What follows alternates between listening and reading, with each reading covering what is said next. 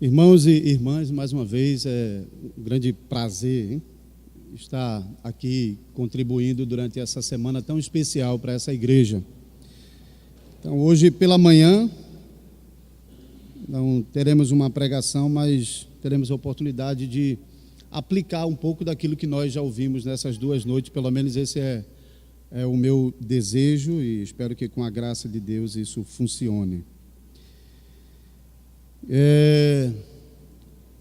Um dos maiores desafios para nós como cristãos não é vir ao culto e ouvir a pregação.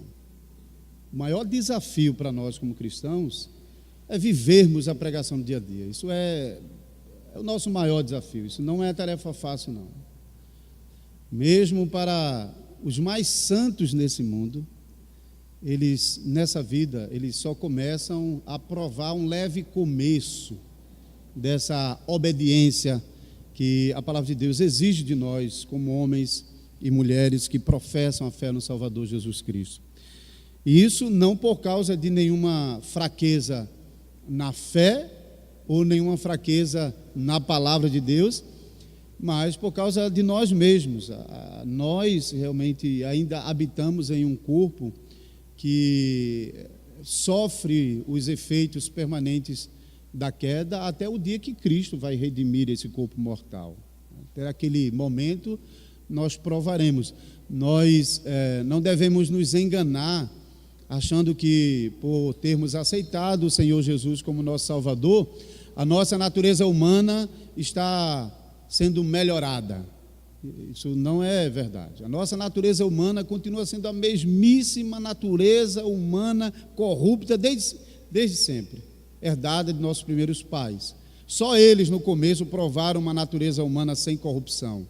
Nós já herdamos isso de nossos pais. O que acontece em nós como cristãos não é que a nossa natureza humana está melhorando, é que pela graça de Deus, pela assistência do Espírito Santo, nós estamos sendo auxiliados nessa luta diária contra o pecado, de tal maneira que nós provamos pela graça de Deus uma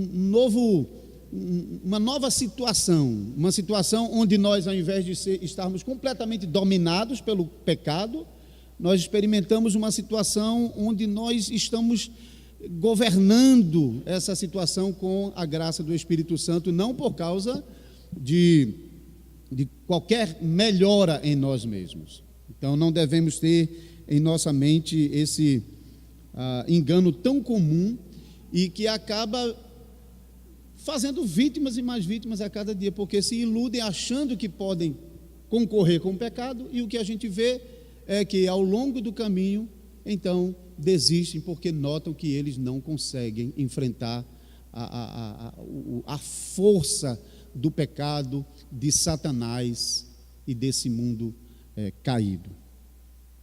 Então, irmãos, recordando o que nós falamos na primeira noite, quando nós pensamos no tema de piedade, eu insisti para que nós fugíssemos daquela imagem primeira de que piedade, se você pegar e pesquisar na internet sobre piedade, você vai ver aquelas imagenzinhas assim, ó, né? Aquela ideia de que piedade é aquela pessoa quietinha, mansa, que fala baixinho e que olha direitinho para as pessoas e que estende a mão devagarzinho. Isso é aquela ideia que eu expliquei na primeira noite. Não é que o piedoso não ore, que ele não leia, que ele não vá ao culto, mas essas coisas por si só, elas não provam que uma pessoa é piedosa. A piedade, expliquei na primeira noite, ela brota de um coração regenerado. Então, uma pessoa que de fato não é regenerada, que não provou a obra do Espírito Santo, a Bíblia diz que ela está morta em delitos e pecados. Ela não está em comunhão com Deus, ela não desfruta da graça do Espírito Santo, ela não tem condição de produzir frutos verdadeiros, porque Jesus disse, se não está unido na árvore, nada pode fazer.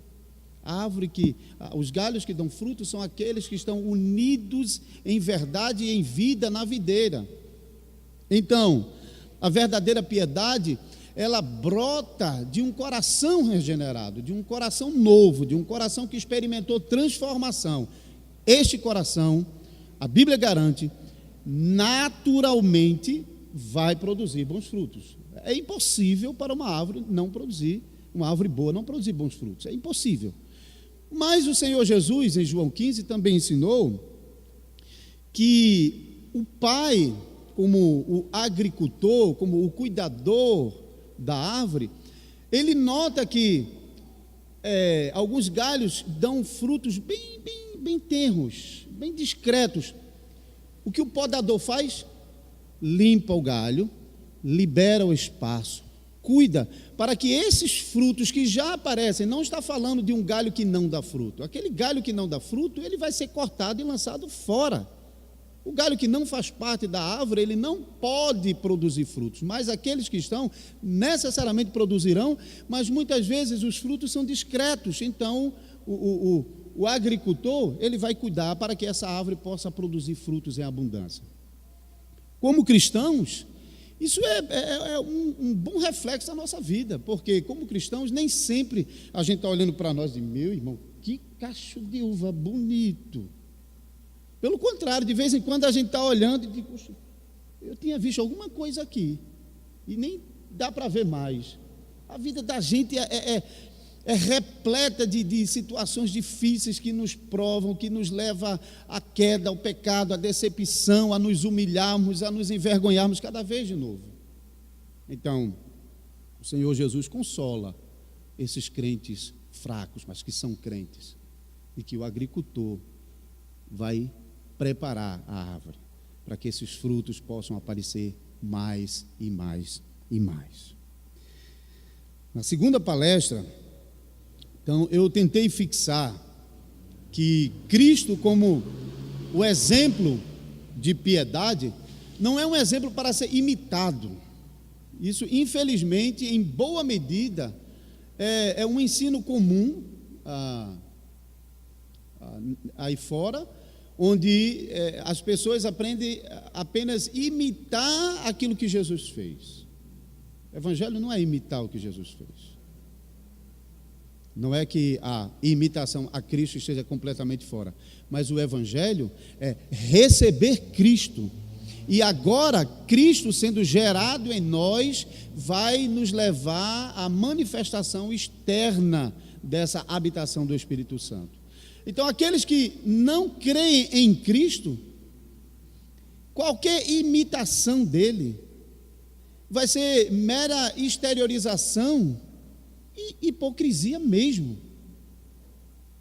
Mencionei na primeira palestra, não se assustem, porque hipócritas conseguem passar como os melhores crentes na igreja. É mais fácil o crente fiel errar do que o hipócrita, porque o Deus dele é a imagem dele. Então, ele, para preservar o seu ídolo, ele fará de tudo, para participar de tudo, para fazer tudo certinho e para nunca errar. E se um dia ele errar, ele vai tentar esconder isso a todo custo, porque o ídolo dele é a sua imagem. O crente não. O crente, ele sabe que ele não pode, ele sabe que ele falha, ele sabe que ele peca, ele sabe que ele cai, mas ele sabe que tem um Pai no céu a quem ele pode recorrer. Esse sentimento não há no coração do hipócrita. O hipócrita sempre recorre a ele mesmo, sempre recorre aos artifícios mundanos para manter, para preservar e para fortalecer cada vez mais a sua imagem de hipócrita. Então, o que nós precisamos, em primeiro lugar, quando falamos de piedade, é da piedade em pessoa. Precisamos de Cristo. Cristo não é um exemplo meramente para ser seguido, mas um exemplo para ser crido. Tendo dito isso, na pregação de ontem à noite, Cristo como nosso sumo sacerdote, que por meio da sua piedade, e então nós vimos no texto de ontem, que a explicação para a piedade no texto é aquilo que já vimos na primeira pregação, é obediência e temor a Deus. E isso estava caracterizado no papel sacerdotal de Jesus Cristo em favor do seu povo. Agora, nessa manhã, o meu desejo é que os irmãos possam pegar esse ensino sobre a piedade e então levar para as vossas casas. Porque expliquei também que piedade começa no culto, aqui começa a nossa semana, aqui começa a nossa vida espiritual, aqui começa a nossa vida em Cristo. E daqui da igreja, então, essa vida espiritual irradia para o restante da nossa semana, para a nossa vida em família, para a nossa vida em sociedade, para o nosso trabalho, para os nossos estudos, para os nossos relacionamentos. Então, Cristo, como um poder transformador, tem que ser levado para a nossa casa. Se isso não for feito, não vamos provar piedade em nossos lares. Vamos ficar com a palavra, que é uma palavra bonita, hein? Tema de livros, piedade cristã, exercita-te na piedade. Então tem vários títulos de livros com esse tema, porque de fato é um tema importante e belo. Mas aqueles que de fato não levarem Cristo para as suas casas vão ficar com a placa, mas completamente vazio do significado e das consequências dessa palavra bela. Então vamos levar Cristo para os nossos lares. Quando nós chegamos aqui na igreja, tem um livrozinho do Dr. Joel Bick, A Família na Igreja. Eu recomendo esse livro, particularmente a primeira parte desse livro. Está dividido em duas partes. A segunda parte fala sobre como se aproveitar de estudos bíblicos regulares. A primeira parte é como se aproveitar do sermão em casa. Então nós viemos para a igreja, ouvimos Deus falar conosco, a pregação, Deus nos instruiu, nos ensinou, nos corrigiu, nos repreendeu, nos animou, nos fortaleceu, nos consolou, nos levantou. Mas agora, fazer o quê? Isso foi só uma mensagem que foi muito, muito legal. Eu vibrei quando o pastor estava pregando. Rapaz, foi muito bom. Mas aí terminou o culto, tem um botãozinho de liga e desliga, feito tem no rádio, né? E desligou, acabou-se, volta para casa e parece que aquilo funcionou muito bem, foi legal naquele momento ali. Mas agora eu volto para a minha vida, né? Agora eu tenho uma vida para viver durante a semana.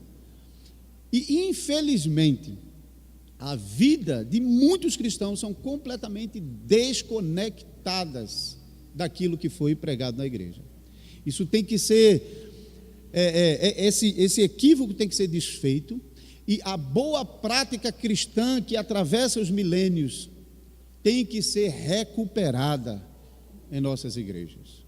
Particularmente, eu falo com muito orgulho, eu fiquei muito feliz, conversando com minha esposa, de tudo que eu vi aqui nesses dias, no modo de adoração, uma igreja que preserva os princípios da palavra de Deus, que está lutando, a gente sabe que é luta para fazer isso, num mundo que quer novidade, num mundo que quer experimentar coisas novas, que quer tratar o passado com desprezo. Mas se nós não resgatarmos juntos com o ensino e junto com a nossa vida aqui na igreja, também a nossa vida cristã em casa, tudo estará fadado ao fracasso. Vamos agora então abrir na segunda carta do apóstolo São Paulo a Timóteo, no capítulo 3, 2 Timóteo, capítulo 3.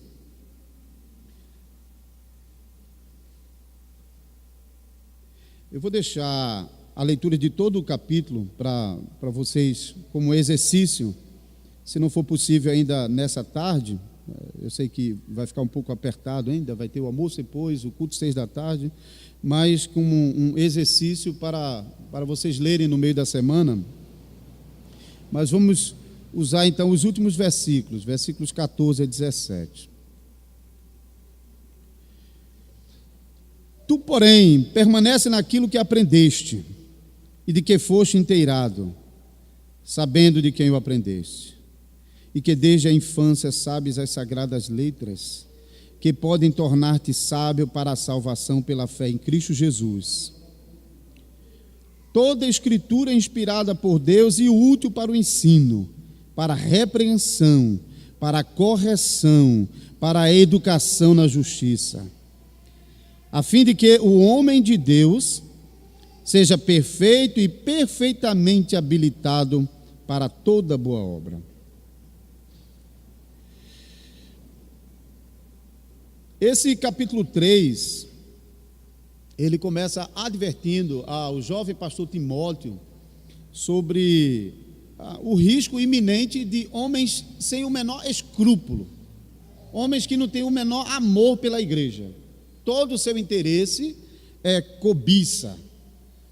Já o apóstolo Paulo falando sobre isso, que dirá a nós nos dias de hoje. Então, os primeiros versículos estão chamando a atenção do pastor Timóteo para estar de olho para esses homens que introduzem falsos ensinos na igreja para corromper a igreja, porque ele quer se aproveitar da igreja. Paulo não tem medo até de dar nomes. Você vai perceber na continuação que ele inclusive dá nomes a esses que estão negando ao Senhor. E então depois ele mostra a partir do versículo 10 que tu, porém, Timóteo, ou seja, de você e da sua congregação, esperamos coisas diferentes. Nós esperamos que os testemunhos da verdadeira fé possam ser visíveis nas vossas perseguições, orações, sofrimentos, como eu também suportei. E falamos sobre esses sofrimentos também na pregação de ontem. Então, os versículos finais chamam a atenção para qual é a maneira, então, de preservar essa vida cristã. Como é que a gente vai preservar isso em nós? Como é que nós seremos capazes de resistir às tentações? Como é que nós seremos capazes de resistir às afrontas, às perseguições, os falsos ensinos, às ofertas que o mundo nos apresenta? Como resistir isso? Permanecendo naquilo que aprendemos. Nós viemos ao culto para adorar a Deus e para aprender com o nosso Deus qual é a maneira como nós devemos viver nesse mundo como filhos e filhas que professam o nome do Senhor. Essa dinâmica é uma dinâmica que vem desde o princípio do mundo. Deus vem ao encontro do seu povo, Deus marca o encontro do seu povo, vem ao encontro do seu povo para ser adorado e para instruí-lo. No Éden, isso acontecia todos os dias, na viração do dia, no finalzinho da tarde, porque dentro do calendário judaico o dia não é como a gente, não começa de 1h da manhã, hein? O dia no calendário judaico começa na quebra da tarde, no início, na boquinha da noite, como a gente diz, no crepúsculo.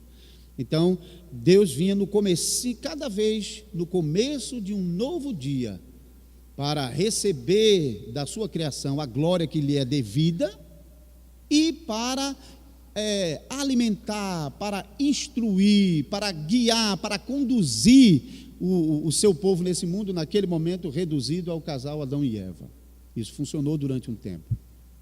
Depois de um tempo, isso não funciona mais. O homem peca e ele é afastado da presença do Senhor, banido da presença do Senhor, perde essa comunhão bendita e durante muito tempo os herdeiros dessa promessa, os filhos de Adão e Eva, não tiveram esse privilégio de aparecer regularmente na presença de Deus. Durante um bom tempo no Antigo Testamento, o que acontece é que Deus aparece esporadicamente a homens, aos patriarcas.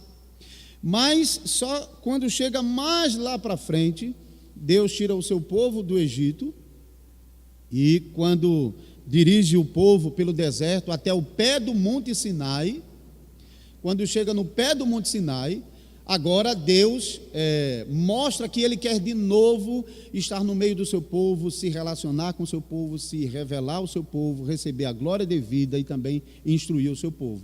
Então o que Deus faz? Deus dá os 10 mandamentos.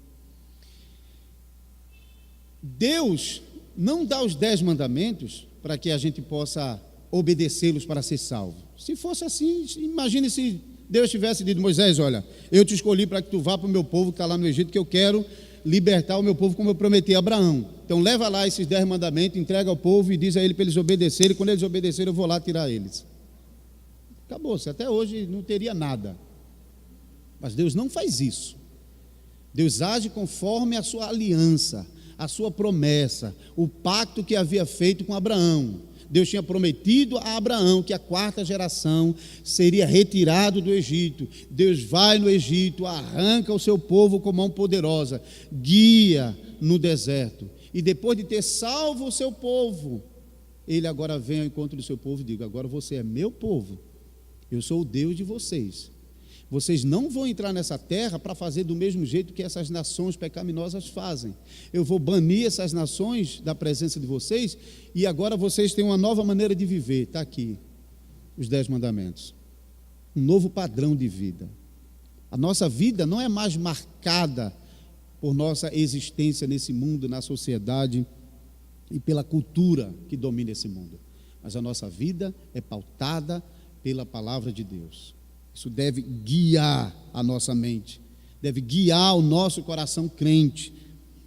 Devemos permanecer naquilo que nós viemos aqui para aprender. O nosso Deus esteve conosco aqui na Assembleia Solene.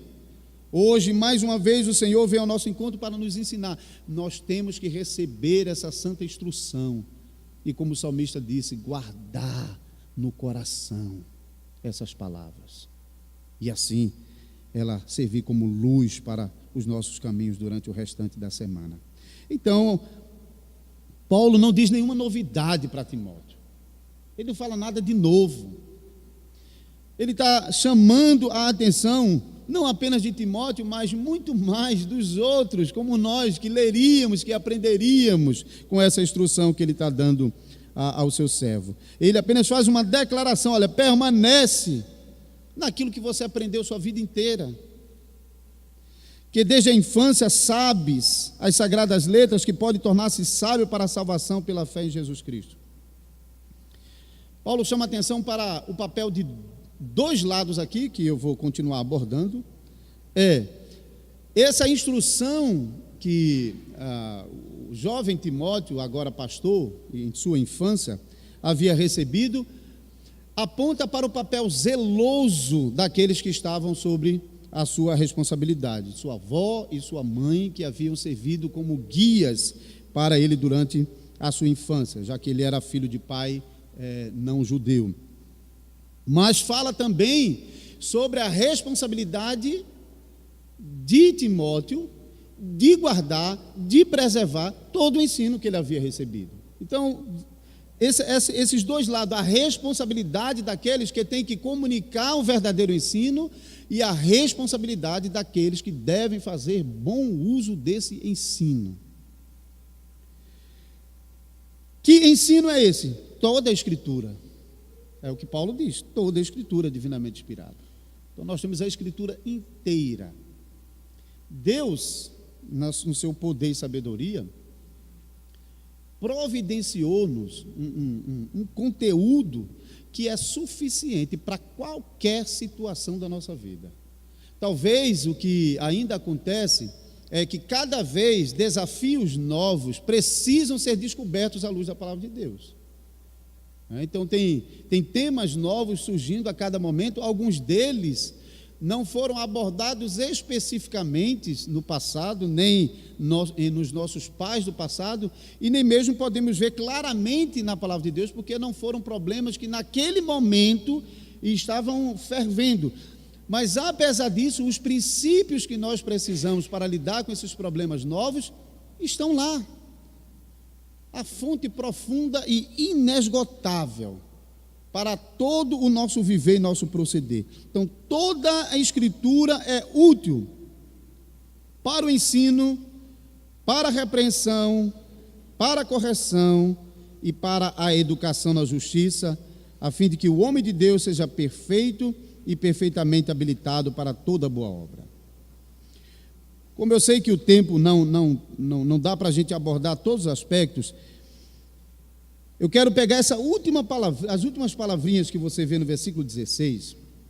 O versículo 16 fala sobre a utilidade e o proveito da Escritura Sagrada como um todo, que é inspirada por Deus. Ela é útil para o ensino, e nós recebemos ensino cada vez que estamos aqui na igreja, para a repreensão, porque a palavra de Deus repreende-nos quando nós estamos em pecado, para a correção, porque ela não simplesmente nos repreende o pecado e não nos abandona, mas ela nos dá o caminho que nós devemos seguir. E agora, particularmente, essa última expressão, para a educação na justiça. Quero falar um pouquinho mais sobre essa palavra. Vocês já ouviram a palavra paideia, a palavra pedagogo, por exemplo, né? Que a gente tem o profissional na área de educação, de pedagogia. Então, a palavrinha pedagogo vem de uma palavra grega chamada paideia.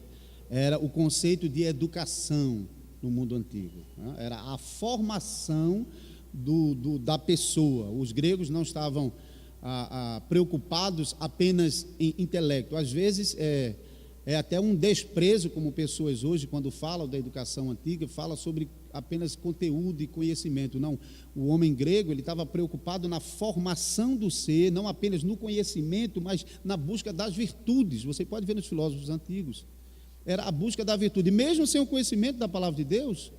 Embora alguns pais até chegaram a dizer que os gregos, eles roubaram da palavra de Deus, mas eu acho que talvez eles nem tiveram contato direto. Mas pela graça de Deus, Deus iluminou a mente de muitos desses filósofos para entender alguma coisa sobre esse tema. Eles não estavam preocupados apenas em um conhecimento, mas eles estavam preocupados em buscar as virtudes. Essa palavra não existe mais hoje.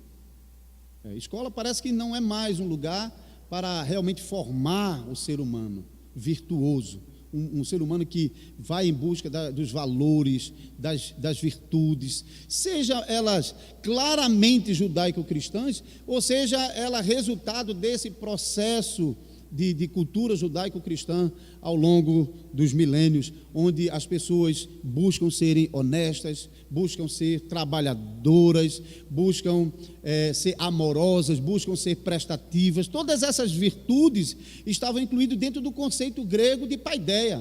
Tem até um livro, um livro bem grosso assim, em português, já traduzido, que é um clássico.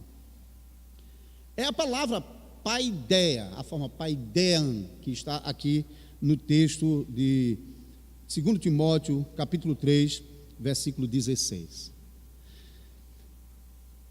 Ela não aparece muitas vezes na Bíblia, mas dá para entender que o significado dela aqui na palavra de Deus não é tão diferente, embora não é exatamente aquele conceito grego, porque aquele conceito grego estava desconectado com a obra do Espírito Santo, hein? Eles falavam sobre virtude somente como uma capacidade que a pessoa tinha, e Paulo não faz isso.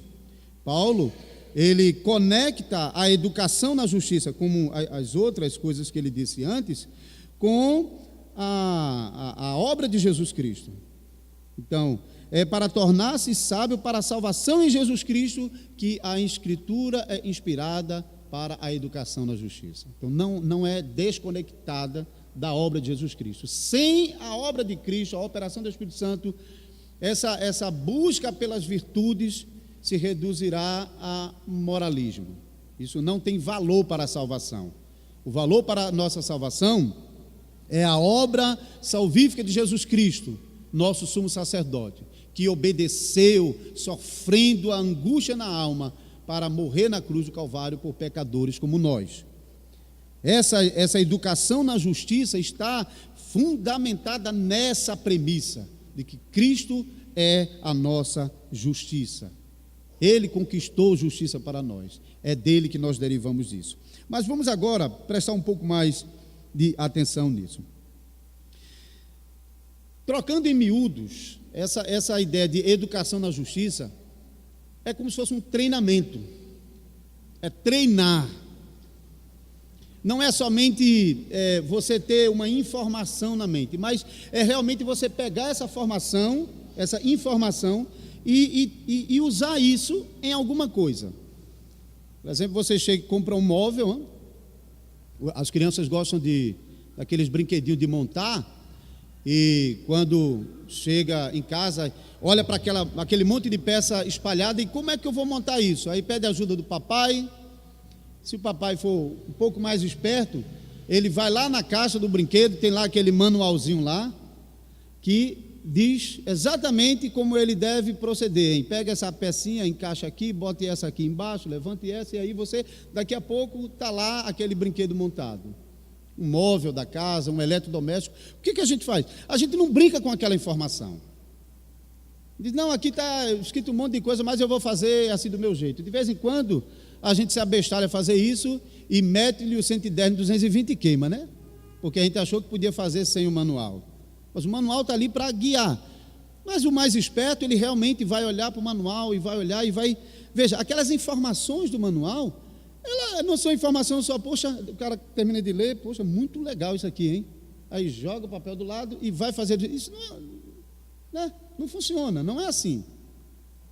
Então, educação na justiça é pegar as informações que nós temos e aplicar diligentemente, ir cumprindo o passo a passo daquilo que nós estamos aprendendo. Se nós recebemos um monte de informação no culto, na pregação, e saímos daqui e não temos nenhuma preocupação em realmente colocar em prática isso, nós estamos incorrendo em muitos erros.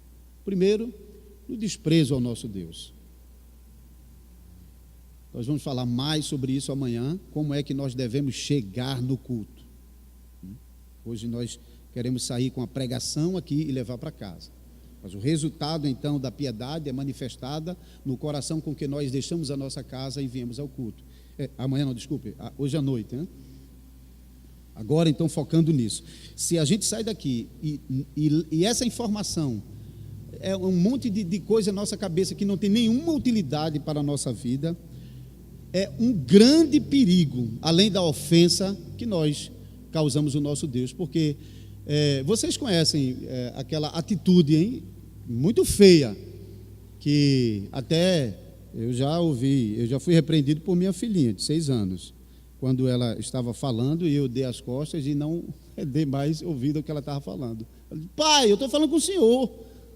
Então, não é desagradável quando você está falando e de repente a pessoa simplesmente dá as costas e sai? É mais ou menos essa atitude que nós demonstramos para Deus quando Ele, durante 1 hora, está falando e instruindo o seu povo, e quando termina o culto, nós damos as costas e vamos para a nossa casa, e aquilo lá foi uma fala que alguém falou lá atrás, e aquilo não tem consequência na nossa vida. É um grande desprezo a Deus. Mas não apenas desprezo, para nós é um grande dano. É um grande dano para a nossa vida. Com esse conceito, então, de educação na justiça, de se exercitar, não é pegar o conhecimento e ficar discutindo no Facebook, como a gente vê, né? Aquela guerra de teologia no Facebook, pessoas querendo saber mais do que o outro. Não, é pegar o conhecimento e aplicar. Querem pregar? Preguem. Preguem com a vida de vocês. Uma vida transformada pelo poder do Espírito Santo. Isso prega. Isso realmente chama pecadores para Cristo. Essas discussões banais não chamam pecadores para Cristo. Vamos agora ao texto de Efésios capítulo 4, com esse entendimento prévio de educação na justiça.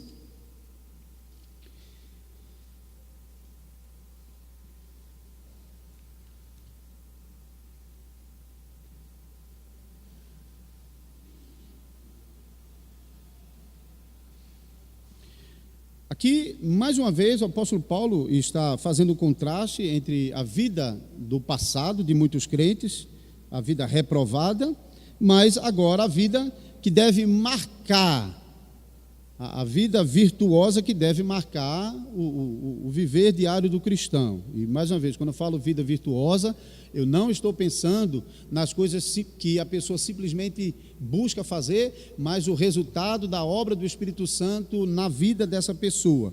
Então o apóstolo Paulo, a partir do versículo 20, diz assim, vai acompanhando: não foi assim que aprendestes a Cristo, se é que de fato o tendes ouvido, pregação dominical, e nele crido, e nele foste instruído, segundo é a verdade em Jesus.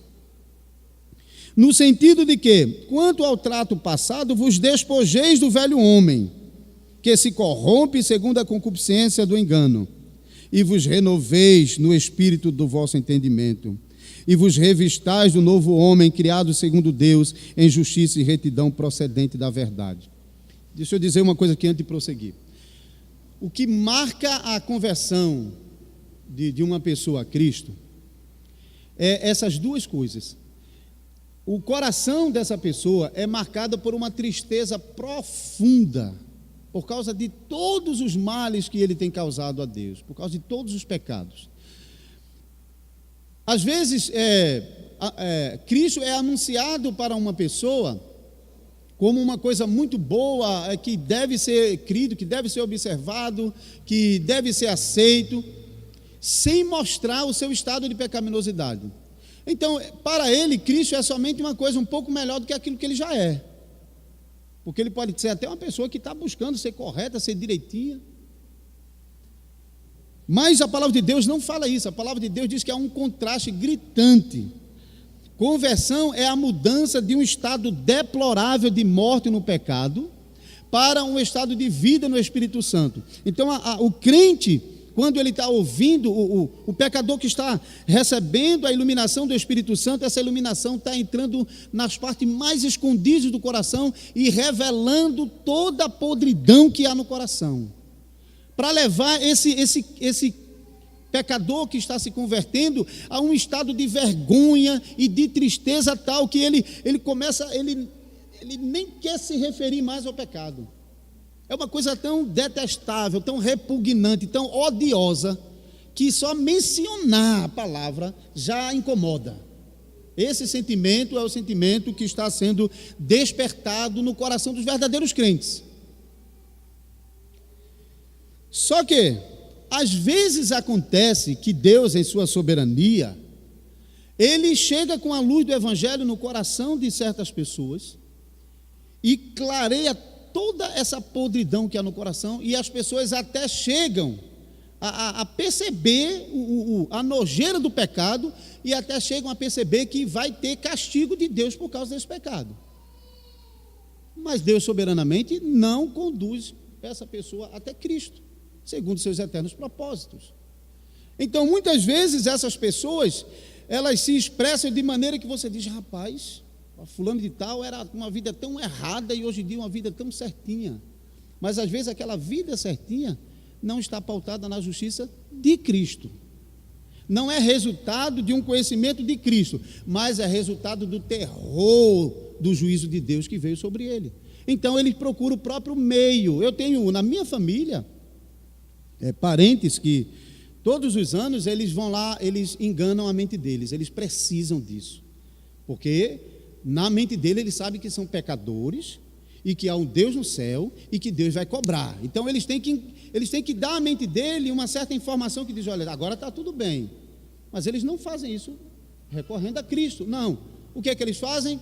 Eles têm uma condiçãozinha melhor, aí vai lá na loja de imóvel, compra um monte de colchão, de lençol, de travesseiro, aí vai para um asilo de velhinho e chega lá, faz a doação, é recebido com abraço, com festa, senhor fulano de tal, senhor ciclano, e ele sai dali leves. Não tem mais aquela acusação: você não é tão mal assim, você não é tão ruim assim, e passa o restante do ano vivendo nas mesmas podridões do pecado, até no ano que vem se iludir de novo, levando mais uma vez para o asilo dos velhinhos aqueles mantimentos. Eles chegam a conhecer que eles são pecadores e que há juízo de Deus sobre o pecado deles, mas eles não correm para Cristo. Tem que acontecer isso, porque se do outro lado a gente não olha para os nossos pecados com desdém, com tristeza, com nojo, com repugnância, eu recomendo, ore a Deus, para que Deus ilumine o seu coração, para que Deus traga luz no seu coração, porque você vai ver a podridão que está escondida no coração. É a nossa natureza. Agora, quando nós vemos essa podridão do nosso coração, Deus, Ele não nos abandona nesse estado de medo, de pavor que marca o coração dos reprovados, mas Ele nos guia até Cristo. Até, mais uma vez, essa palavra é usada em Gálatas para dizer que Cristo nos serviu de aio, de guia até Cristo. É a mesma palavrinha. Nós somos guiados até Cristo, por quê? Porque a solução para esse problema que nós temos aqui no pecado não é uma solução nossa. Não é procurando ser virtuoso como os antigos gregos, não é procurando fazer coisas boas para enganar a mente, como muitas pessoas hoje, mas é recorrendo para Cristo, porque a fonte do nosso perdão não está naquilo que a gente faz. A fonte do nosso perdão está em Jesus Cristo e somente em Jesus Cristo. É nele. Jesus não é só o exemplo, mas é a fonte da piedade. É de lá que brota todos os tesouros da piedade. Morte do velho homem é um desprezar diário dessas coisas imundas do pecado. Nova vida, um revestício do novo homem, é a busca dessa novidade de vida que somente é possível em Jesus Cristo por meio da obra do Espírito Santo. Agora, a partir do versículo 25, Paulo vai aplicar exatamente aquele conceito de educação na justiça. Como fazer isso? Será que basta que a gente vem na igreja e ouve o que é certo, e aí volta para casa e a gente não aplica isso em nada? Isso não funciona. Veja o que o apóstolo Paulo, veja como ele aplica aquele conceito agora a manifestação dessa mudança de vida, da morte do pecado para a vida do novo homem em Cristo, a partir do versículo 25. Deixando a mentira, fale cada um a verdade. É suficiente. Lá em Recife, isso é triste dizer isso, né? Tinha um pastor que ele era conhecido, o nome dele era Pedro. Mas quando você dizia assim, rapaz, vamos lá visitar a igreja do pastor Pedro. Que Pedro? O Pedro Mentirinha. Imagina como ele era identificado. Veja. Não basta deixar de falar a mentira. Tem que preencher o vazio que é deixado quando a mentira é arrancada. Eu vou falar mais sobre isso. É preciso preencher esse vazio com a verdade. Fale cada um a verdade com o seu próximo, porque somos membros uns dos outros. Irai-vos, mas não pequeis. Não se ponha o sol sobre a vossa ira, nem deis lugar ao diabo. Não se ire, de um lado, mas faça alguma coisa para desfazer essa ira. Essa expressãozinha que vem depois, não se ponha o sol sobre a vossa ira, isso aponta para certos princípios do Antigo Testamento e que Jesus usa em Mateus 18, quando ele diz, o teu irmão tem alguma coisa contra ti? Vai a ele. Trouxeste a tua oferta, mas quando você chegou no altar, você se lembrou que tem alguma coisa, deixa a oferta e vai. Ou seja, é uma questão de urgência. Antes que o sol se ponha fim a essa ira. O Paulo não diz simplesmente que, eu tenho um problema com o irmão e meu coração realmente está com ira, mas eu vou lutar contra isso. Não. Ele está dizendo, vai, faça alguma coisa. Não alimentar essa ira é uma parte, mas você não pode simplesmente tentar arrancar essa ira do coração sem colocar alguma coisa no lugar. Você tem que preencher essa ira com amor ao próximo, indo até esse irmão para solucionar de vez esse problema. Aquele que furtava, não furte mais. Beleza, você era ladrão, basta que você deixe de roubar. Não, mais uma vez, a palavra de Deus diz, antes trabalhe, porque o mandamento que protege a propriedade do nosso próximo é o mandamento que nos ordena a promover o nosso próximo. Não é somente não furtá-lo, mas é trabalhar, fazendo com as próprias mãos o que é bom, para que tenha com que acudir o necessitado. Não basta que alguém que tinha o hábito do roubo e que agora está arrancando o roubo da sua natureza, mas o buraco está lá. E não é preenchido com o trabalho e com a manifestação da caridade para com aqueles que precisam da igreja. Continuando, versículo 29. Não saia da vossa boca palavra torpe. Quando talvez a nossa vida antes da nossa conversão, ou em determinada fase da nossa vida, era aquela vida marcada por palavras e expressões feias mesmo, podres, nojentas. E, infelizmente, alguns cristãos continuam na mesma prática, só substituindo as palavras, hein? Substitui a palavra mais feia por uma palavra politicamente correta e continua com o mesmo espírito, mas atualizando e se tornando mais aceitável.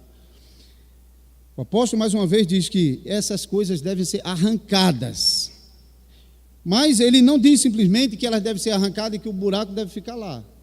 Diz que deve ser arrancada, mas que alguma coisa deve ser colocada no lugar. E sim, unicamente, aquilo que deve ser falado, unicamente aquilo que, unicamente a que for boa para a edificação, conforme a necessidade, e assim transmita a graça aos que ouvem.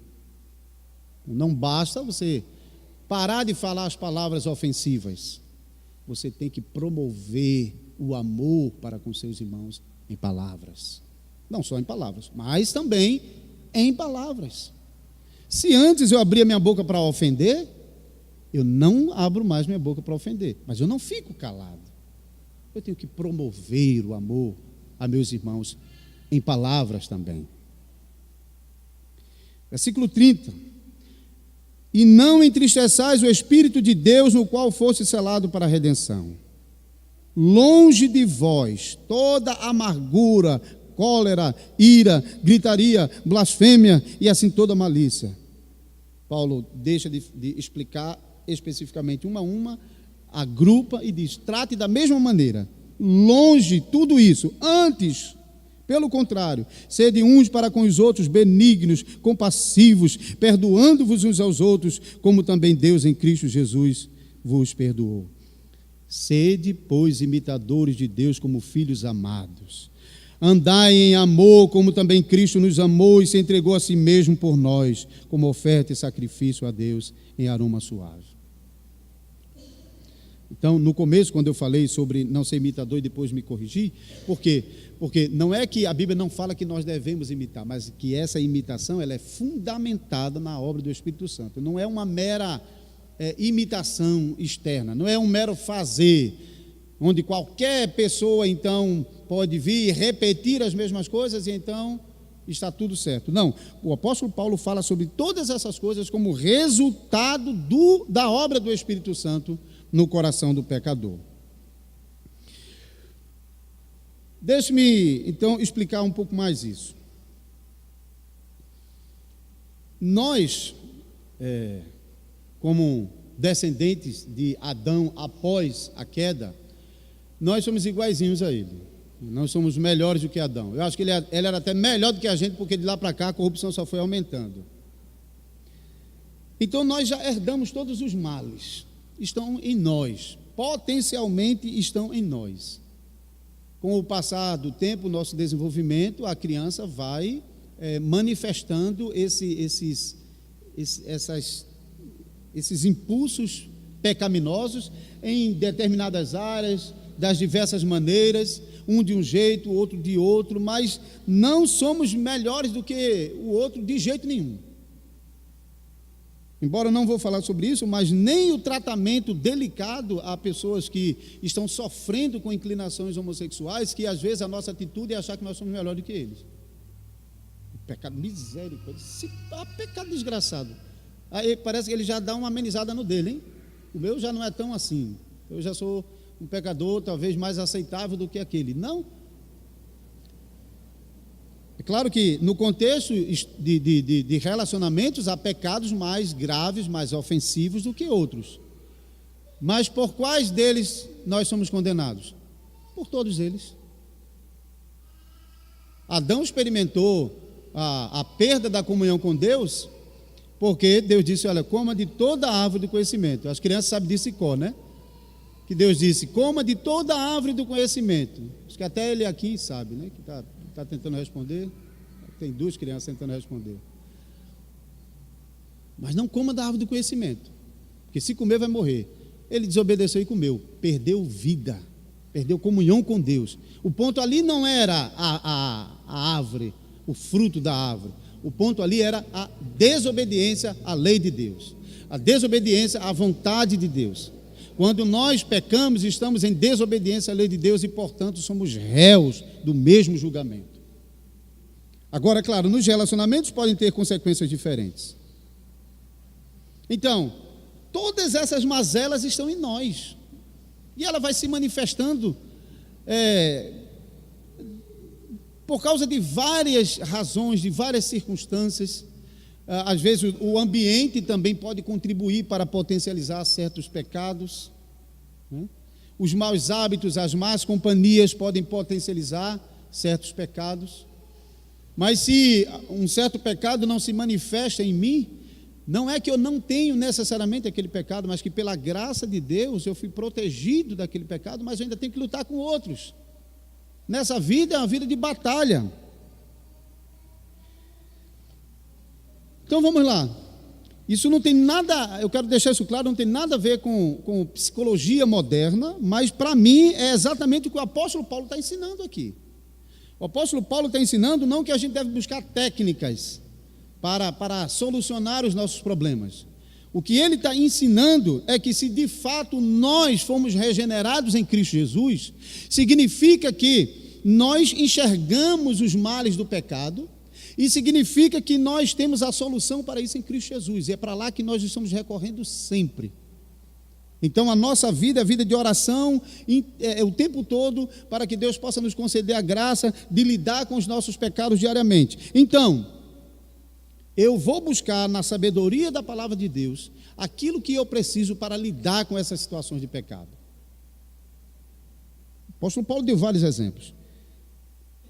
A nossa natureza, ela é cheia de pecado. Então vamos lá que de repente você se converte a Cristo e você tinha um vício na sua vida. Aí você diz: não, agora eu sou crente, agora eu não posso mais fazer isso não. Então eu vou lá e arranco aquilo ali da minha natureza, ou pelo menos achei que fiz isso, e arranquei, porque eu não estou mais fazendo aquilo, mas o buraco está lá. O Senhor Jesus ensinou certa vez que um espírito imundo que é expulso de uma casa, aí a casa é varrida e adornada, mas está vazia. O que acontece? O que o Senhor Jesus disse? Que vai voltar, ele não vai voltar sozinho não, ele vai voltar com mais força, porque ele não quer sair de novo, hein? Ele não quer ser expulso a segunda vez, então ele vai voltar com reforço. Não pode simplesmente tirar e ficar o vazio, não pode, isso não é bíblico. Não pode você simplesmente achar que resolveu o problema do vício se você acha que pode simplesmente parar de fazer aquilo ali, e se você não está se educando na justiça, se você não está praticando o ensino da palavra de Deus e não está se exercitando nessa piedade e nessa obediência, fazendo aquilo que a palavra de Deus está ordenando fazer. Então aquele vício, não adianta você simplesmente arrancar, não. Você tem que preencher. Deixa eu me dar um exemplo só. Um homem, ele tinha traído a esposa com uma mulher, mas ele se arrependeu disso. Ele reconheceu que tinha errado gravemente contra Deus e contra a sua esposa, pediu perdão pela graça de Deus. A esposa o aceitou ainda, ela exercitou o perdão em Cristo. Mas aquele homem ainda tinha o número daquela mulher na agenda. Ele tinha um número na agenda e parece-me que até a chave que antigamente tinha acesso ainda estava lá guardadinho. Mas ele abandonou a prática, ele se arrependeu, pediu perdão à sua esposa, pediu perdão ao Senhor e estava convicto: não faço mais isso, eu arranquei isso, hein? Mas o vazio lá era representado pelo fato de que ele tinha que ter tomado algumas atitudes firmes para preencher aquele vazio. Não era aceitável que nessas circunstâncias, particularmente, um homem continuasse com o contato daquela pessoa, e muito menos com a chave de sua casa. Essa atitude mostra que ele realmente não quer preencher aquele espaço com as coisas que devem ser preenchidas. Por quê? Ele ofendeu a sua esposa quando ele cometeu o seu pecado. Agora, ele não simplesmente tem que pedir perdão à sua esposa, mas ele tem que promover a sua esposa. E ele não poderia fazer isso se ele ainda estava ligado de alguma forma com outro coração. Então, ele tinha que realmente, Jesus, às vezes isso pode parecer tão óbvio e tão fácil para aqueles que não ficaram amarrados por esse tipo de situação, mas irmãos, não subestime, porque pessoas em situações como tal cegam. É uma prisão terrível, é uma luta. Pense naquela agonia que Jesus experimentou no Getsemane. É a agonia que um homem ou uma mulher em tais situações, querendo servir a Deus, querendo amar e ser fiel ao seu marido, mas aquele mal incomoda, e é uma luta, é uma agonia mesmo. Não é fácil, não. Eu não subestimo o sofrimento de pessoas em tais situações, mas tem que exercitar-se na piedade. Não basta ficar com conhecimento, não basta dizer, não vou mais fazer isso, não basta. Tem que se exercitar nessa piedade. Esse homem agora tinha que pegar todo o amor que um dia ele devoltou de maneira pecaminosa a outra pessoa, ele tinha que se voltar para a sua esposa e devoltar todo esse amor e ainda mais para com a sua esposa. Então não é suficiente deixar de fazer o mal, ele tem que se exercitar na prática do bem, tem que incorporar isso na vida da gente, em qualquer que seja a situação. Podem reproduzir isso na vida de vocês em qualquer que seja a situação. Não basta interromper o fluxo do mal que vinha sendo praticado. Você tem que eliminar esse mal com a prática do bem, com o auxílio e a graça do Espírito Santo. Pais cristãos, que a hora já está avançada. Pais cristãos. E depois eu me dirigi particularmente aos filhos. Estou vendo que tem muitos aqui, jovens e crianças. Como pais cristãos devem levar esse exercício para dentro da sua casa, para que, não apenas para a sua própria vida, mas para o convívio entre marido e mulher e também no relacionamento com os filhos, para que isso possa funcionar bem com a graça de Deus. Rapidamente, não teremos condição de abordar muito, mas pelo menos eu quero que vocês levem essas 3 coisas. A primeira coisa é que pais devem ser um bom exemplo de piedade para os seus filhos. Ele já aprendeu a fonte, já aprendeu onde deve buscar, já aprendeu que deve vir ao culto, onde tudo se inicia. Os pais não podem voltar para casa e não ser bons exemplos de piedade para seus filhos. Eles mesmos devem espelhar para os seus filhos a transformação do Espírito Santo na sua própria vida. Se os pais não conseguem fazer isso, aí a gente vai visitar pais em casa que os filhos não têm para a igreja, aí diz, não, mas eu tenho ensinado a ele que tem que ir para a igreja, mas ele mesmo não é fiel, ele mesmo não se prepara para ir ao culto, ele mesmo não tem responsabilidade com relação ao horário do culto, ele não tem um comprometimento no ambiente de culto, se levanta 3 vezes para ir ao banheiro, ele não tem uma atenção devida para o culto. O que esse pai vai ensinar para o seu filho? Porque não, para os nossos filhos,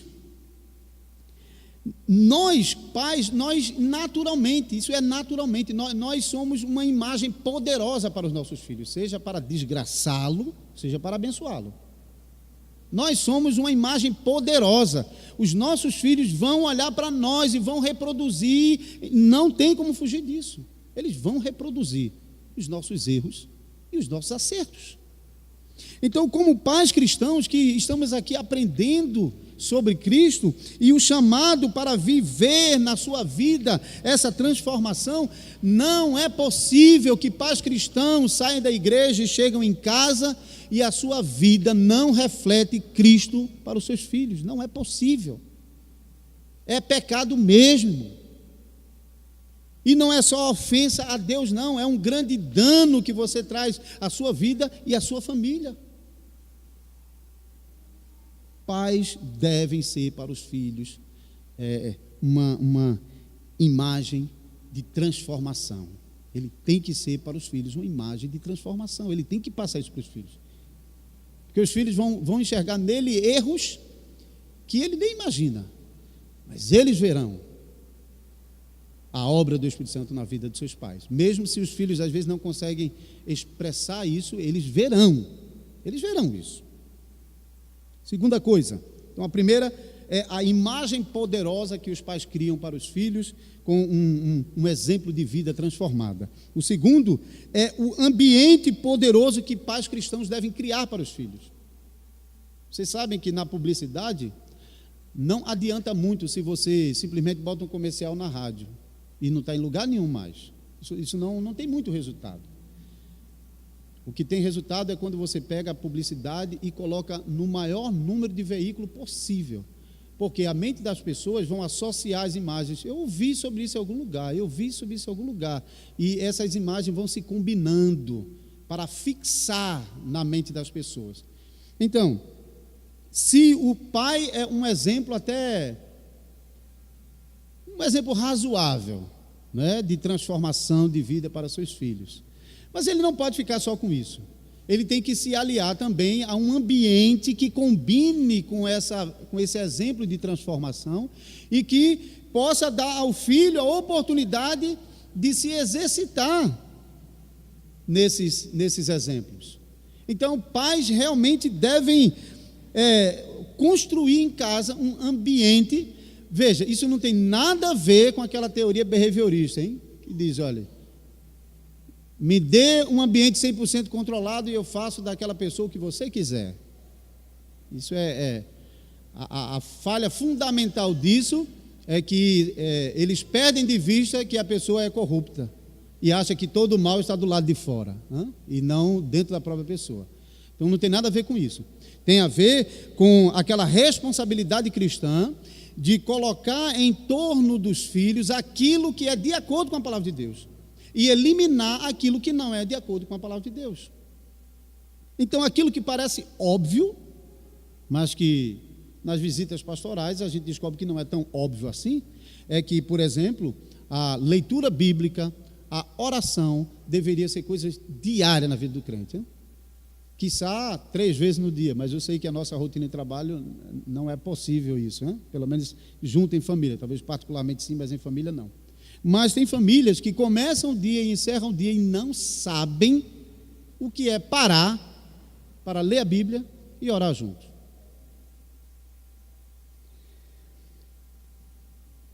Provérbios 22, versículo 6, para as crianças que estão lá atrás, Provérbios 22, 6, diz: ensina o menino no caminho em que deve andar, e até quando crescer, não se desviará dele. Isso não é uma regra absoluta que você cumpriu aqui e vai dar tudo certinho, mas é o anúncio da promessa de Deus de que pais fiéis que realmente ensinarem o caminho do Senhor aos seus filhos, Deus cuidará dos seus filhos como seus próprios filhos.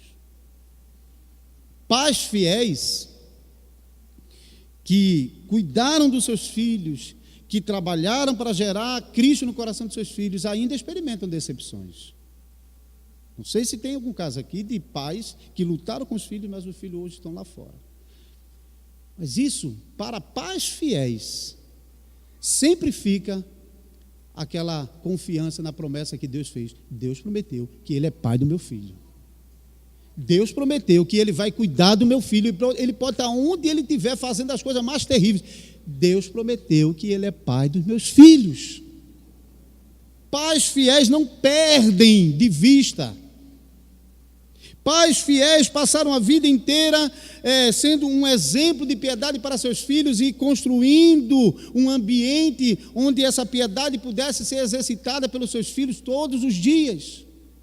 Isso inclui oração. Os filhos precisam aprender a orar com os pais e precisam aprender a temer a Deus com os pais. Precisam aprender que naquele momento eles não estão falando com qualquer pessoa, mas estão se dirigindo a Deus. Exige reverência.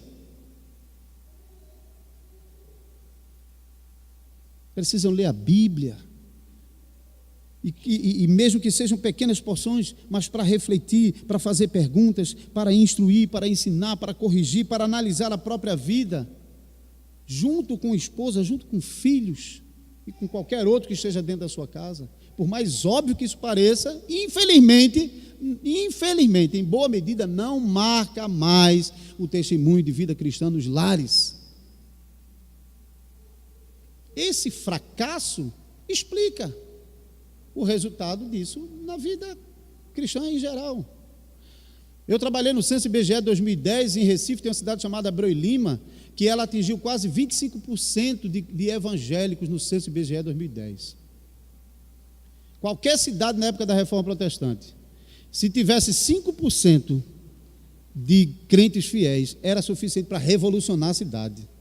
25%. Você entra em outra estatística, a da violência, você vai ver que essa cidade está lá no topo. Cadê o cristianismo?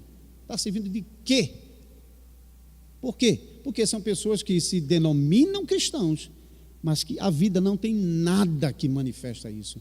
Não está exercitando essa fé na sua vida, não está exercitando a piedade tão belamente apresentada nas questões práticas do dia a dia. O cristão tem que construir um ambiente onde cerquem os filhos para que eles possam se exercitar e se treinar e se educar nessa piedade. É a palavra de Deus que nos ensina isso. Não é só a questão de ouvir, é de se treinar, de se educar, de se exercitar na piedade. Ele tem que fazer, mesmo que as crianças menorzinhas, elas não conseguem entender muita coisa ainda, mas ela não começa aprendendo dessa maneira, ela começa aprendendo com a imagem que é criada diante dela. A imagem do exemplo dos pais e a imagem que esse ambiente controlado está cercando essa criança. Para concluir,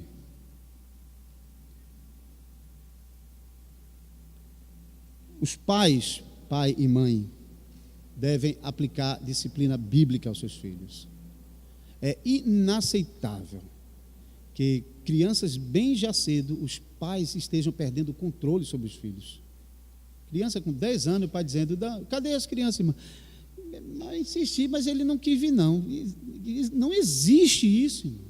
Não existe isso. Isso só mostra que essa família foi um fracasso desde o começo. E agora ela simplesmente está colhendo esse fracasso, o fruto desse fracasso. De não ter disciplina, de não ter instruído, não ter criado o seu filho dentro desse ambiente poderosamente piedoso. Mas não se desanime, nem se desespere, porque Deus promete que a sua palavra é como martelo que esmiuça a penha. Se você restaurar o bom ambiente do seu lar, com a palavra de Deus, com oração, com um bom exemplo, com um ambiente piedoso, Deus promete que vai ganhar o coração do seu filho. Ele promete isso. Agora, pais infiéis, que não usam os recursos que o próprio Deus nos entregou para usar, esses não terão nenhuma confiança. Mas os pais piedosos ainda podem gemer durante um tempo, como o nosso Salvador teve que gemer em nosso favor. Mas ele fará isso com confiança. Enquanto chega uma notícia mal do filho, ele entra no quarto e diz, Senhor, mas eu ainda confio que tu vai operar no coração do meu filho. Eu confio que não foi em vão, que nós lutamos para ser fiel a ti, apesar das nossas fraquezas. Filhos, quero terminar com vocês e quero pedir a atenção particularmente dos filhos, dos jovens e das crianças nesse momento. Crianças, muitas vezes, papai e mamãe, eles exigem coisas que vocês não gostam. Eu ouço isso dos meus filhos menores. Eu tenho 5 filhos. Tenho já um filho com 22 anos e estou concorrendo com o pastor Rubem. Tenho um filho de 6 meses. Então eu tenho uma experiência dos mais velhos ao mais novo. E tenho frustrações dentro de casa também e tenho bênçãos. Crianças muitas vezes estão olhando para a atitude dos pais e estão questionando a atitude dos pais. Não é? De vez em quando, crianças não gostam daquilo que os pais fizeram. Meu pai quer que eu faça isso, meu pai quer que eu faça aquilo, meu pai não deixa eu fazer isso, meu pai não deixa eu fazer aquilo, meu pai não gosta quando eu me envolvo com aquelas pessoas, meu pai não gosta quando eu vou para aqueles lugares, meu pai insiste tanto para que eu esteja na igreja, e de vez em quando eu nem estou afim de ir. Eu acho que as crianças de vez em quando percebem isso, né? Que os pais pedem coisas que eles não gostam, né? Será que a gente deve obedecer papai e mamãe somente quando tudo é do nosso gosto ou quando tudo está certinho? A gente tem falado até agora sobre ouvir o que a palavra de Deus diz, não é? Crianças, ouçam o que a palavra de Deus diz na carta do apóstolo Pedro, no capítulo 2, versículo 18 e 19. 1 Pedro, capítulo 2, versículo 18 e 19. Servos, sede submissos com todo o temor ao vosso Senhor. Quem são os senhores das crianças em casa? Os pais.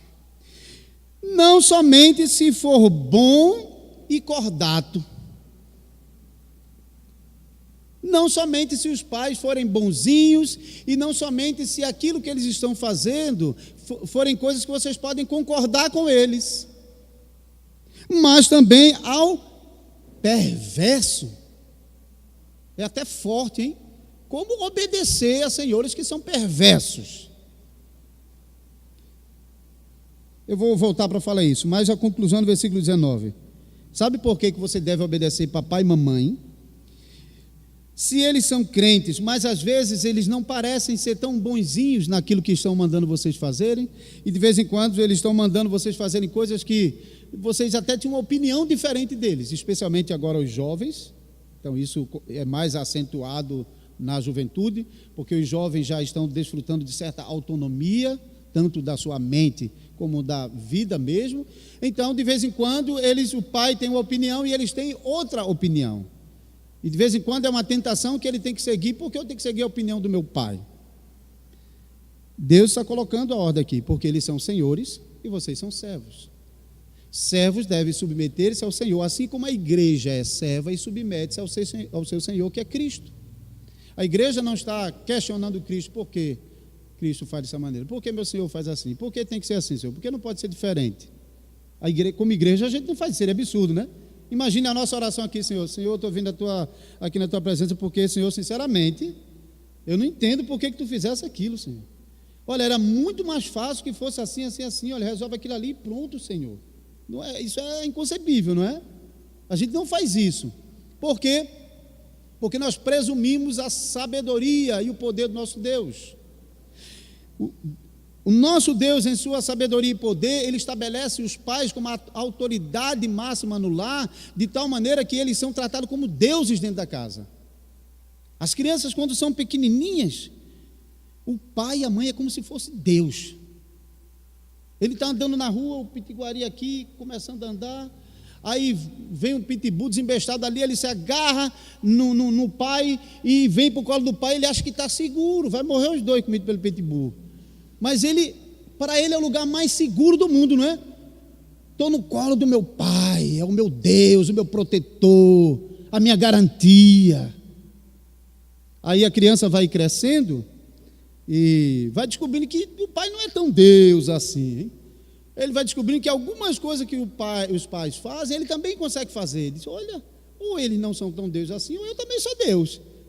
E então começa aquela concorrência dentro de casa.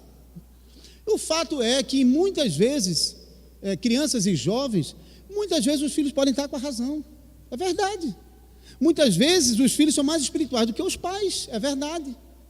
Muitas vezes os filhos sabem mais do que os pais. É verdade. Mas o ponto aqui não é esse. Não é se você sabe mais, se você é mais espiritual. O ponto aqui é a relação. A relação que vocês estão para com os pais são uma relação de submissão e obediência. E deve se manter nessa relação de submissão e obediência, mesmo quando vocês têm opiniões contrárias aos pais de vocês. Por quê? Porque Deus, apesar da fraqueza dos pais, um pai que não está construindo esse ambiente poderoso, apesar disso, essa relação é uma imagem poderosa e importantíssima para a formação do caráter de qualquer criança. Eles têm que aprender que o mundo é estruturado de tal maneira que há uma relação de submissão sempre a alguém. Não tem como fugir disso.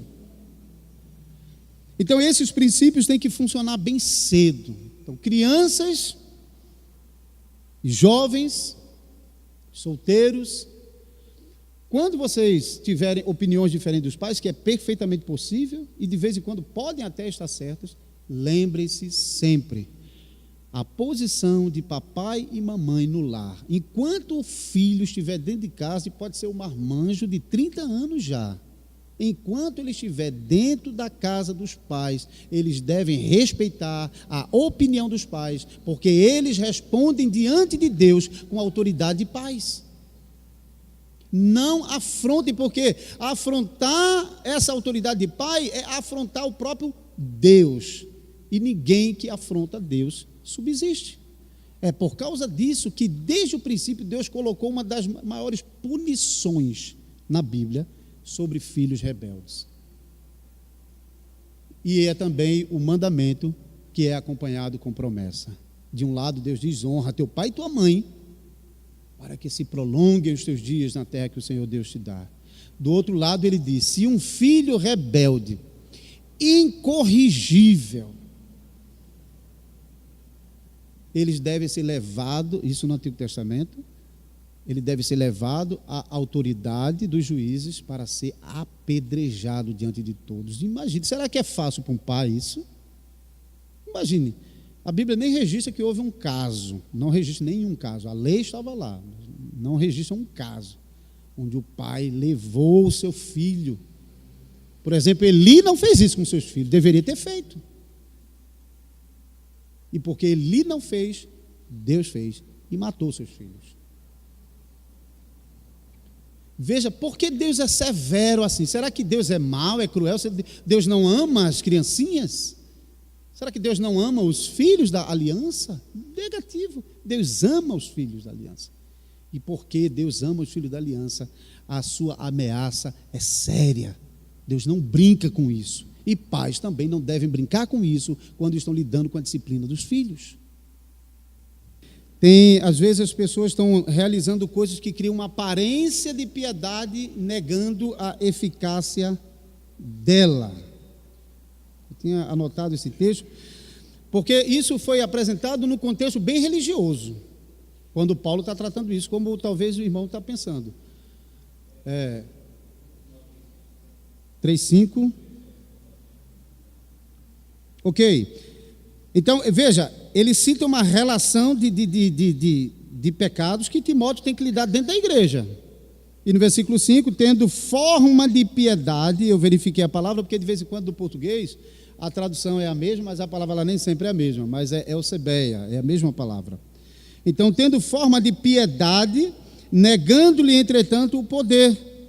Foge também desses. Em Colossenses, Paulo também vai falar a mesma coisa para aqueles que estão fazendo divisão de comida, divisão disso e daquilo mais, achando que isso está dando mais religiosidade. Paulo diz: não tem nenhuma eficácia. A eficácia da verdadeira piedade está na obediência ao mandamento de Deus. É nisso que está a eficácia. Então, é possível sim, e de fato existe, irmãos, pessoas que aparentemente, no nosso julgamento, dificilmente eu poderia dizer não é um piedoso. Não é possível facilmente para você olhar e dizer, não, isso aí é falsa piedade. Não é fácil. Porque essa é uma característica do hipócrita, é não permitir que as pessoas notem facilmente quem elas são. No momento que foi revelado isso, cai tudo. Não é mais um hipócrita, já foi revelado. Então, é possível, mas essas coisas não garantem a verdadeira piedade. Aquele texto de Hebreus capítulo 4, versículo 6 em diante, que começa mostrando que tem pessoas que experimentaram os dons futuros, o poder da vida futura, a boa palavra de Deus, as virtudes do Espírito Santo, fala tanta coisa que você diz, é crente. Quem pode negar que um caba desse é crente? Mas os versículos seguintes vai dizer, mas de vocês, irmãos amados, esperamos coisas melhores. Ou seja, o escritor não estava falando dos crentes, mas de pessoas que viviam a fé cristã como se fossem verdadeiros crentes. Provaram o dom futuro, o dom celestial, a boa palavra de Deus, os poderes do Espírito Santo. Mas ele diz que a água que desce rega a terra e brota plantas boas e plantas ruins. E essas plantas ruins estão aí no meio, parecendo que são coisas boas, mas não são. De vocês esperamos coisas melhores.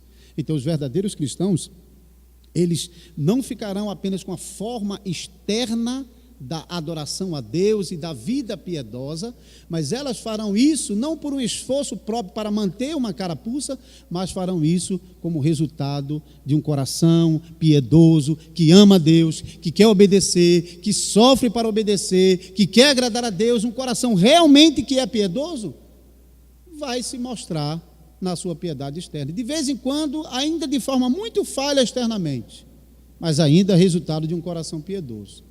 Então, sim, é possível, não em verdade, mas na forma da aparência. Porque, de fato, há um abismo, uma grande diferença entre o cristão mais fraquinho e o falso piedoso, que não é um verdadeiro crente. Há uma distância enorme. Acho que não é novidade para ninguém que de repente tem lá um vizinho ou um parente que olha para um crente quando algum deslize dele aparece e diz, quer dizer que eu não vou para o céu não, né? Aí eu sou pecador, não vou para o céu não. Aquele ali pode ir, aquele ali vai, né? Esse tipo de zombaria, eu acho que é comum, né? Qual é o pressuposto dele? De que o cristão não pode aparecer nada de falha. No momento que aparece, dá a ele o álibi para dizer, bom, então eu sou pecador, então eu também vou, porque se ele vai... Por quê? Mais uma vez, a avaliação está sendo feita apenas do ponto de vista externo e não estão olhando para a obra de Jesus Cristo. Então, isso é comum, o pecador faz isso mesmo, mas nós não temos que entrar realmente na onda do pecador, não. Porque ele faz isso porque ele está desprezando aquele que é Senhor. Mas nós não saímos daqui pensando sobre as nossas virtudes. Como eu tenho sido tão bonzinho. Como eu tenho sido tão obediente. Como eu tenho sido tão assíduo nos cultos. Como eu participo tanto na igreja. Não. A fonte da nossa salvação e da nossa piedade é Cristo. Cristo disse em João na oração, por causa deles eu santifico a mim mesmo. É para o nosso bem, é o nosso Salvador. Então, a Bíblia está repleta de exemplos e de momentos na história da igreja, onde as coisas corretas não estavam funcionando bem. E de vez em quando pode acontecer no nosso meio mesmo, com toda a luta nossa, para vivermos uma vida piedosa, e a gente cada vez percebe, rapaz, isso não devia ser assim, isso não devia estar acontecendo dessa maneira, isso devia ser diferente. A gente está notando isso e talvez até já estamos orando e lutando para corrigir aquilo, mas a gente não alcançou aquilo que nós desejávamos. Imagine, irmãos, tem estádio de futebol aqui, quantas mil pessoas, sabe? 25 mil pessoas, se botar 7 mil pessoas lá dentro, dá o quê? Dá um quarto. O que é que vão dizer do estádio? O estádio hoje está vazio, né? 7 mil pessoas, era o número dos fiéis em Israel na época de Elias, uma nação de milhões, era o mesmo que dizer, dá para contar nos dedos, certo? Numa nação de milhões, 7 mil pessoas que era vazio dentro do estádio de futebol, quanto mais dentro da nação de Israel. Mas veja, naquele momento em que a nação de Israel passava por um momento deplorável de corrupção exorbitante no governo de Raabe, da perversa Jezabel, A nação não conseguiu preservar essa fidelidade a Deus, e isso nem era visível. O que era visível em Israel? A apostasia, a idolatria, o poste ídolo, a perversidade, a desobediência. Isso imperava. Se qualquer gentio chegasse em Israel, naquela nação, disse: menina, é melhor continuar adorando Baal, viu? Porque o negócio aqui está feio. Mas sabe quem era? Era o povo de Deus, era a igreja. Um momento deplorável onde as coisas bonitas do evangelho não estavam aparecendo. Mas quem era? Era o povo de Deus. Cuidado quando abrir a boca para falar do povo de Deus, porque há uma diferença enorme entre o mais fraco dos crentes e os mais virtuosos dos pecadores desse mundo, porque eles não têm a promessa da vida eterna que repousa sobre os filhos da aliança, apesar dos seus pecados e fraquezas. Isso não é nenhuma desculpa para que a gente continue, então, eu preguei recentemente sobre isso, a falsa segurança no fato de dizer que pertence a uma igreja, que frequenta a igreja, a falsa segurança daqueles que foram batizados, a falsa segurança daqueles que fizeram profissão de fé, porque nem na profissão de fé, nem no batismo, nem aqui dentro da igreja garante salvação. Só Cristo Jesus é o fundamento da nossa fé. Para esses, a palavra de Deus é tão poderosa que diz que até os mais fracos dos pecadores são arrancados como um tição tirado do fogo, a ponto de ser consumido. E a brasa, o que acontece com ela no fogo? Ela vai se desfazendo, daqui a pouco não existe mais. Vai lá e tira, mas é meu, eu não vou perder. Então, esses piedosos, fiéis a Deus, ainda que nem sempre eles estejam conseguindo viver nesse mundo essa piedade de maneira tão brilhante, isso não nega que eles são crentes e não nega a piedade deles em Cristo Jesus, mas ele precisa se exercitar cada vez mais nessa piedade, lançando mão dos recursos que o nosso Senhor nos dá em sua palavra, conforme a gente pôde ver algumas coisas aqui. A gente sabe que desenvolver a piedade num lar cristão já não é fácil, né? O Senhor falou aqui para esposas, maridos, pais, filhos. Eu gostaria que o Senhor pudesse falar também alguma coisa para os lares mistos. Muitas vezes é a esposa que é cristã, outras vezes é o marido, e se torna assim um desafio realmente, né, desenvolver essa educação na justiça, esse treinamento dentro do lar. Então, só uma observação nesse caso. Eu de fato, eu não vou dar uma resposta para responder realmente, porque isso exigiria bem mais, mas eu quero mencionar textos bíblicos que vão nessa direção. Primeiro, falando sobre marido e mulher. Eu preguei recentemente o capítulo 7, foram 4 pregações do capítulo 7 de 1 Coríntios, que é um capítulo que fala sobre casamento, sobre solteirice, sobre separação, sobre viuvez, fala bastante sobre isso. A recomendação bíblica para casais mistos sempre é: lutem e sofram o necessário para preservar o seu casamento. Isso é a recomendação mais fundamental. Na prática, a gente sabe, sempre acontece não. E devemos ter paciência com essa situação e pastorear os casais que estão enfrentando separação em razão de casamentos mistos. Mas o apóstolo Paulo, no capítulo 7, quando fala sobre isso, ele é muito claro em dizer: olha, se o marido ou a esposa descrente consente em casar, case. Ele tem um pressuposto para isso de santificação, que ele começa falando no início da carta. Isso vem desde o Antigo Testamento, não dá para explicar isso. Mas ele tem um pressuposto para dizer: é possível que, mesmo sendo descrente, o lar seja preservado e santificado no cônjuge crente.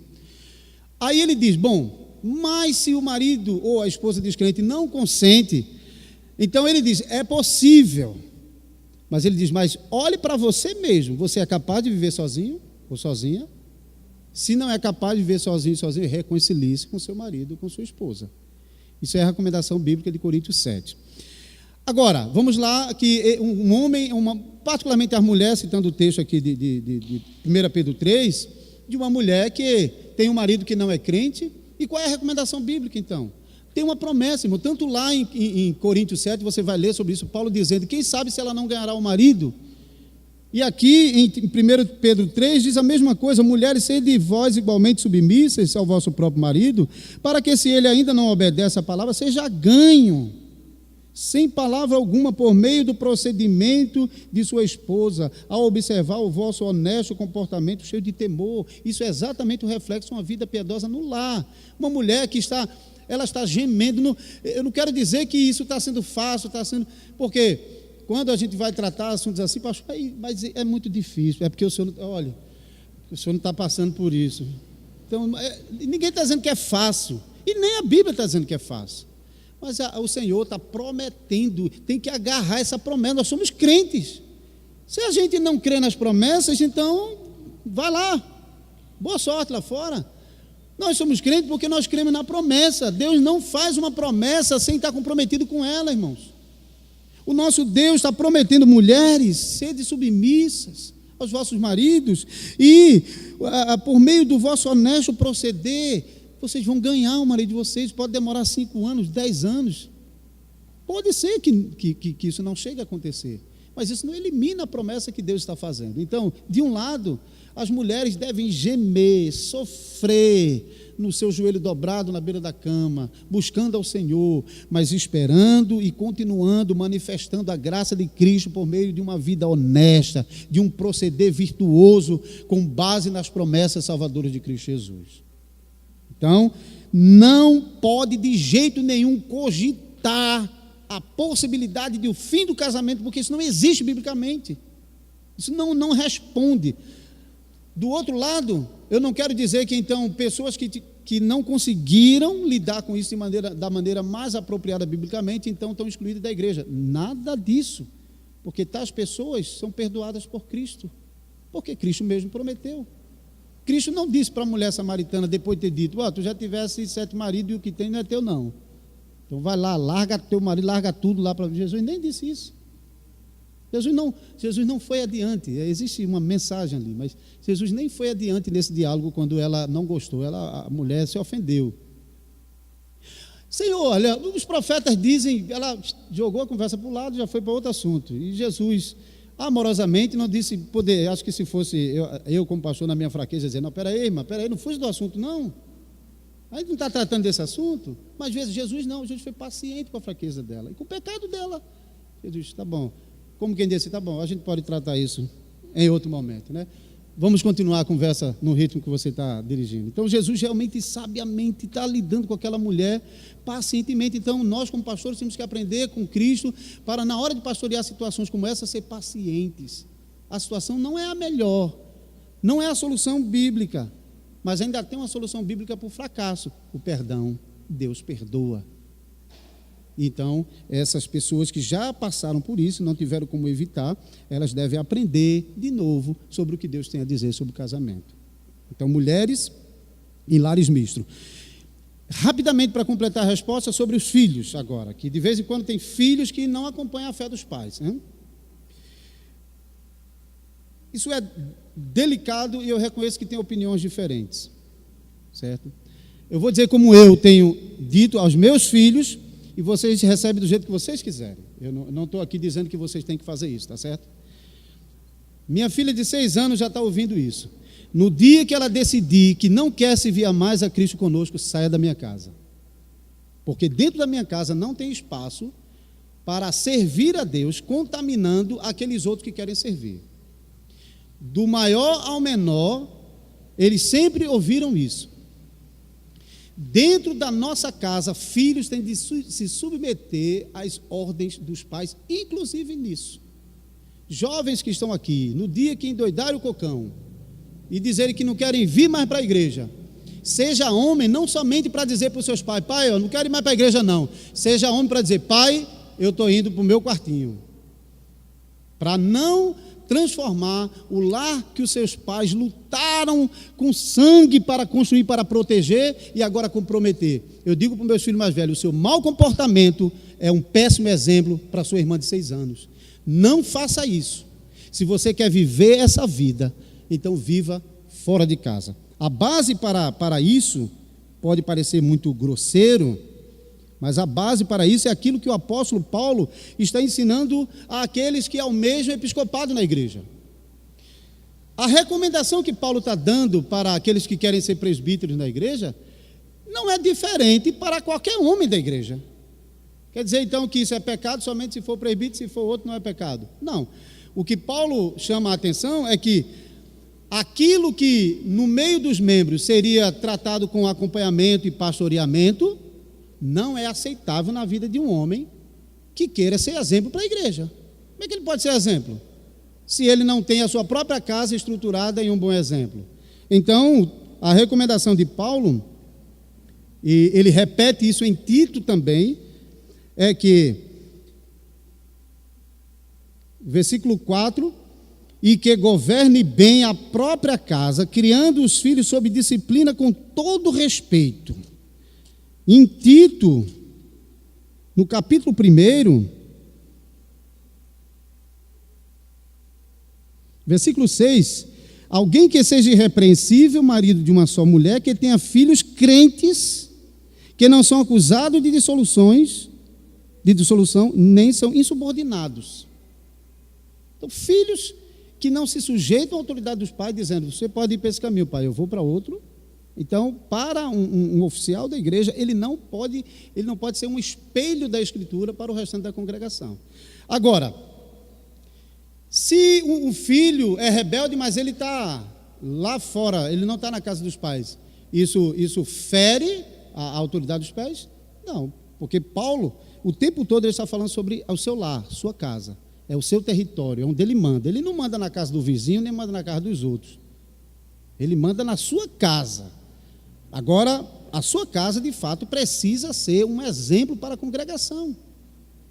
Pode ter fraquezas na vida dos membros que os pastores trabalharão, aconselharão, darão caminhos, advertirão, mostrarão que está errado, mostrarão qual é o certo, e com paciência eles vão acompanhando. Isso não quer dizer que, então, se um membro da igreja está assim, então ele tem que sair da igreja. Não, em nome de Jesus. Jesus é o médico dos médicos.